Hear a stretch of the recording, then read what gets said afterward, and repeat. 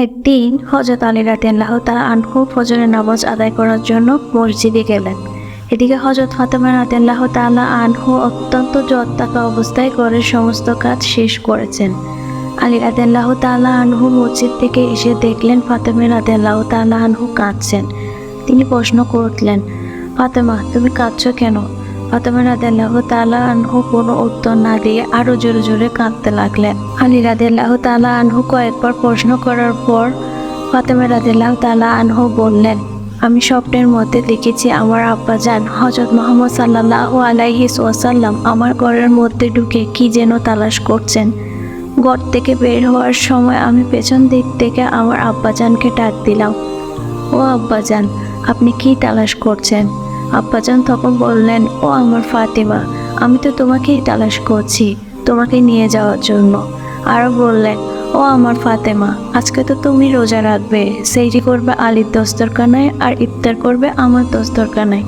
তখন হযরত আলী রাদিয়াল্লাহু তাআলা আনহু এই স্বপ্ন শোনার পর দুজনের আর বুঝতে বাকি থাকলো না হযরত ফাতেমা রাদিয়াল্লাহু তাআলা আনহু ইন্তেকাল করবেন। দুজনে আরো জোরে জোরে কাঁদতে লাগলেন।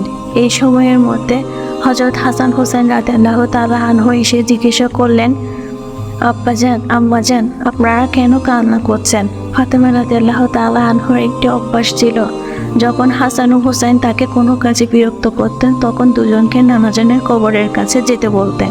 আজকেও ফাতেমা রাদিয়াল্লাহু তাআলা আনহু বললেন, তোমরা দুই ভাই নানাজানের কবরের কাছে যাও। কবরের নিকট যাওয়ার সাথে সাথে কবর থেকে আওয়াজ আসলো, ও আমার আদরের নাতিরা, এই মুহূর্তে তোমরা আমার কাছে কেন এসেছো? আমার কাছে তো সব সময় আসতে পারবে।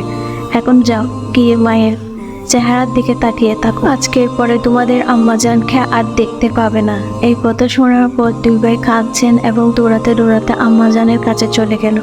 গিয়ে আম্মাজানকে জিজ্ঞেস করলো, তোমরা দুজন কেন কাঁদছো? বুঝেছি, নানাজান আমাদেরকে বলে দিয়েছেন যে আজকের দিনটি তোমার জন্য শেষ দিন। নানাজান তোমার চেহারার দিকে তাকিয়ে থাকার জন্য আমাদের বলেছেন। বিকেলের দিকে হযরত ফাতেমা রাদিয়াল্লাহু তাআলা আনহুর শরীর খারাপ হলো এবং তাকে বিছানায় শোয়ানো হলো। মা ফাতেমা রাদিয়াল্লাহু তাআলা আনহু মৃত্যুর পূর্বক্ষণে হযরত আলী রাদিয়াল্লাহুকে তিনটি কথা বলেছেন। ও আলী, আমার প্রথম কথা হচ্ছে, যেদিন থেকে আমি আপনার ঘরে এসেছি ওই দিন থেকে আজ পর্যন্ত আমি আপনাকে অনেক কষ্ট দিয়েছি। আপনি যদি আমাকে ক্ষমা না করেন তাহলে কিয়ামতের ময়দানে আমার কারণে আমার আব্বাজান অনেক লজ্জিত হবেন। বললেন, আপনি কি আমাকে ক্ষমা করেছেন? হযরত আলী রাদিয়াল্লাহু তাআলা আনহু বললেন, ফাতেমা, তুমি কি বলছো এগুলো? আমি তোমার যোগ্য ছিলাম না। তোমার আব্বাজান দয়া করে মেহেরবানি করে তোমার হাত আমাকে দিয়েছেন। বিয়ের দিন থেকে আজ পর্যন্ত আমি আলী তোমাকে ঠিকমতো দুবেলা খাওয়াতে পারিনি। ও ফাতেমা, তুমি বলো, আমাকে ক্ষমা করেছো কিনা? তুমি যদি ক্ষমা না করো তাহলে আমাকেও কিয়ামতের দিন কঠিন শাস্তি ভোগ করতে হবে। ও আলী, আপনার সাথে আমার দ্বিতীয় কথা হলো, আমি মারা যাওয়ার পরে আপনি বিয়ে করে নেবেন দুনিয়ার যে কোনো মহিলাকে আপনার পছন্দ মতো। আমি আপনাকে অনুমতি দিলাম। আর আমার বাচ্চা দুটিকে সপ্তাহে একদিন আপনার কোলে নিয়ে ঘুমাবেন আপনার সাথে।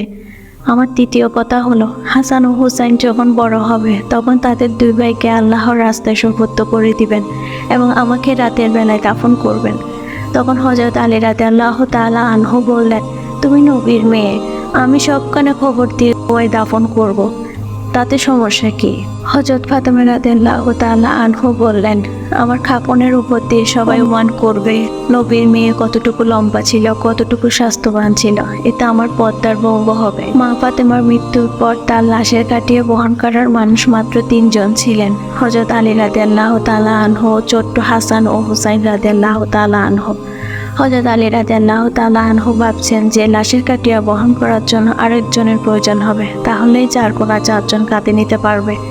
এমন সময় হযরত আবু যর গিফারি রাদিয়াল্লাহু তাআলা আনহু এলেন ও খাটিয়ার কোনা বহন করলেন। হযরত আলী প্রশ্ন করলেন, হে আবু যর, আমি তো কাউকে বলিনি, তাহলে আপনি জানলেন কিভাবে? তখন হযরত আবু যর গিফারি রাদিয়াল্লাহু তাআলা আনহু বললেন, আমি আল্লাহর রাসূল সাল্লাল্লাহু আলাইহি ওয়াসাল্লামকে স্বপ্নে দেখেছি। তিনি বললেন, হে আবু যর, আমার ফাতেমার লাশ বহন করার জন্য লোকের অভাব, তুমি তাড়াতাড়ি চলে যাও।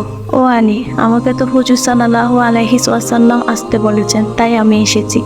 তোমরা তো আমাকে বলনি। রাতে এসে রাসূল সাল্লাল্লাহু আলাইহি ওয়াসাল্লাম স্বপ্নে বলে গিয়েছেন হযরত ফাতেমা রাদিয়াল্লাহুকে যখন কবরে নামাচ্ছেন তখন হযরত আবু যর গিফারি রাদিয়াল্লাহু তাআলা আনহু কবরের কাছে গিয়ে কবরকে উদ্দেশ্য করে বললেন, হে কবর, তুই কি জানিস তোর মধ্যে কাকে রাখছি? উনি হচ্ছেন জান্নাতের সকল মহিলাদের সর্দার। হযরত ফাতেমা রাদিয়াল্লাহুর কবর থেকে কোনো আওয়াজ আসলো না। তিনি আবারও বললেন, উনি হাসান হুসাইনের আম্মা যান। এবারও আগের মতো কোনো আওয়াজ আসলো না। তিনি আবার পুনরায় বললেন, উনি হচ্ছেন হযরত আলী রাদিয়াল্লাহু তাআলার স্ত্রী। তারপরও কবর থেকে কোনো আওয়াজ আসলো না। তিনি আবার বললেন, এটা দুজাহানের বাদশার মেয়ে, খবরদার বেয়াদবি করবি না। আল্লাহ তাআলা তখন কবরের জবান খুলে দিলেন। কবর বলল, আমি অন্ধকার ঘর, আমি সাপ বিচ্ছুর ঘর, আমি এমন একটি ঘর যার মধ্যে কোনো বংশ পরিচয় কাজ হয় না। আমি দুজাহানের বাদশার মেয়েকে চিনি না, আমি হযরত আলীর স্ত্রীকে চিনি না, হাসান হুসাইনের আম্মাজানকে চিনি না, আমি জান্নাতের মহিলাদের সর্দারনীকেও চিনি না। আমি শুধু ঈমান আর আমলকে চিনি। যদি কেউ ভালো আমল নিয়ে আসে তাহলে আমি কবরের জান্নাতের বিছানা বিছিয়ে দিব, আর যদি কেউ খারাপ আমল নিয়ে আসে তাহলে তাকে আমি কবরের দুদিক থেকে এমন জোরে চাপ দিব, হাড় মাংস মাটি একসাথে মিশিয়ে একত্রিত হয়ে যাবে। আল্লাহু আকবার।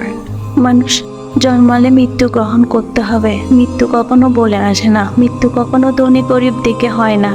প্রত্যেক মানুষকেই মৃত্যুর স্বাদ গ্রহণ করতে হবে। সুপ্রিয় দর্শক, এই ছিল আজকের ভিডিও। যদি ভিডিওটি ভালো লাগে তবে লাইক, কমেন্ট, শেয়ার করে পাশে থাকা বেল আইকনটি ক্লিক করুন। ধন্যবাদ।